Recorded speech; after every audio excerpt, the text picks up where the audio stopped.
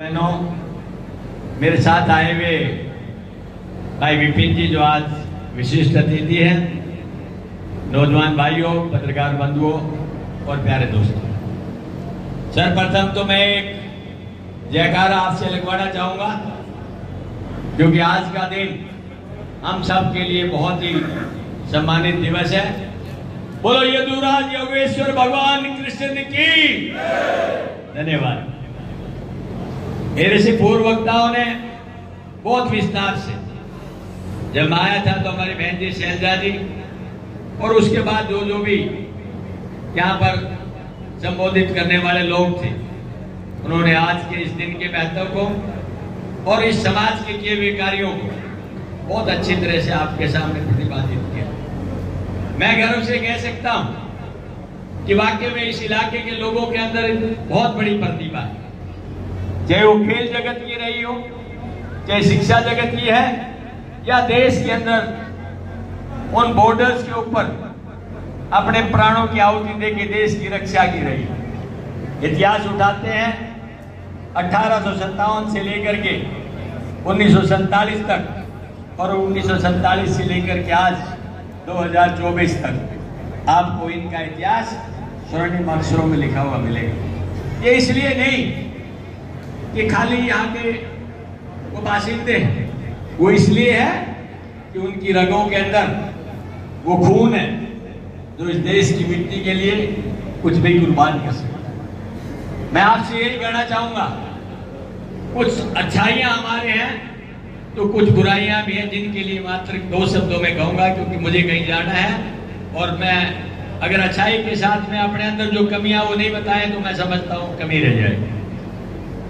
नशे की एक लत जिसने पंजाब को तबाह कर दिया। आप जानते हैं पंजाब हमारा बड़ा भाई, लेकिन मैं पंजाब के बहुत सारे साथी मिलते हैं, जब उनसे पूछते हैं कि आपके यहाँ प्रदेश की हालात क्या है, तो बड़े मायूसी के साथ कहा जाता है कि हमारी युवा जनरेशन तबाह हो चुकी है। और वहां पर चिट्टे का असर इतना है कि शायद कोई गांव या कोई घर बचा हुआ नहीं होगा।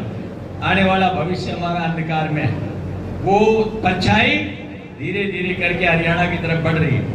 मैं आपसे निवेदन करूंगा, अपने नौजवान पीढ़ी के लिए थोड़ा सतर्क रहें और उनके बारे में जरूर ये विचार भी करें और ध्यान भी करें कि ऐसी लत का प्रचार और प्रसार हमारे क्षेत्र के अंदर ना हो, क्योंकि यही लोग हैं जो सूखी धरती का सीना चीर करके अनाज पैदा करना जानते हैं, पसीने से सींचकर भूखे का पेट भरना जानते हैं। अगर उनको छोटी लैंड होल्डिंग के बावजूद अपने परिश्रम से प्रतिभाओं का प्रदर्शन करते हैं, इस तरह की लत के अगर शिकार हो जाएंगे तो हमें दोबारा उठने का मौका नहीं मिलेगा। दूसरा, जब विवाह शादी होती है तो हमारे ऊपर आरोप लगाया जाता है कि ये समाज सबसे ज्यादा दहेज प्रथा के अंदर लिप्त है।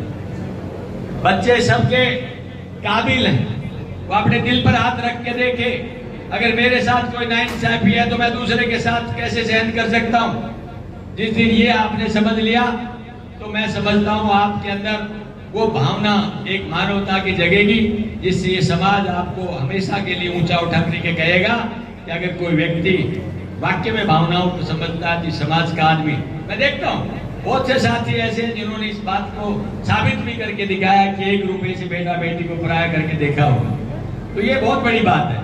ये 2 चिंतनीय विषय थे जिनके बारे में मैं बात करना चाहता था। तीसरा विषय ये है कि रोजगार के ऊपर आज हमारी बहुत बड़ी बेरोजगारी देश को देखने के लिए पड़ रही है। युवा सबसे ज्यादा दुनिया के अंदर कहीं है तो हिंदुस्तान में, और सबसे ज्यादा बेरोजगार कहीं है तो हरियाणा में। अगर हम लोग समय रहते हुए अपने परिश्रम के सहारे खाली रोजगार के ऊपर न बैठ करके अपने आप को ये साबित कर दे कि हमारे अंदर वो कैलिबर है कि हम रोजगार के अलावा अपने काम को लेकर भी जीवन यापन कर सकते हैं, तो मैं समझता हूँ ये हम सब के लिए एक बहुत स्वार्थपूर्ण वातावरण रहेगा। और ये कैलिबर है हमारे बच्चों। आप उनको कहीं भी भेज दें, किसी क्षेत्र में भेज दें, अपना प्रदर्शन करके वो अपनी प्रतिभा को चमका के रखते हैं। ये बात आपको और हमको भी देखनी। अभी आपने देखा IAS, IPS, IIT, IIM और MBA, इनके अंदर आपने हमारे बच्चों को किस तरह से देश में नहीं दुनिया के अंदर नाम करते हुए देखा है। यही भावना हमारे बीच रहनी चाहिए कि हमारे बच्चों की प्रतिभा को जाने और जितना हो सके उनके लिए प्रयास करें।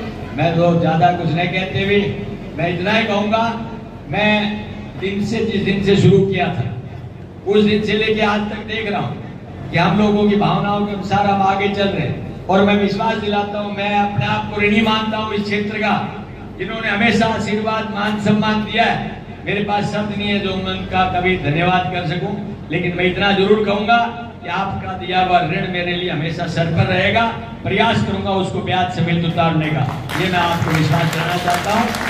आज मैं आया हूं आपके बीच और एक साथी भी हमारे आए हैं, तो ये मेरे से कहने लगे विपिन कि नेताजी यहाँ तो समाज के लोग बहुत संगठित हैं और इन लोगों ने बहुत अपने परिश्रम के साथ में एक संस्था को खड़ा करने का प्रयास किया है, तो मैं भी यहाँ आकर के अपना कंट्रीब्यूशन देना चाहता हूँ।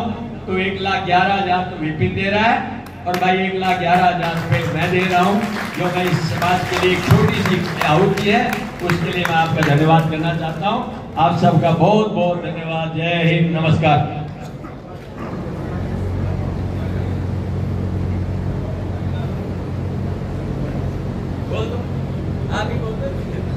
हाँ भाई, रावधान सिंह जी की तरफ से 2,11,000।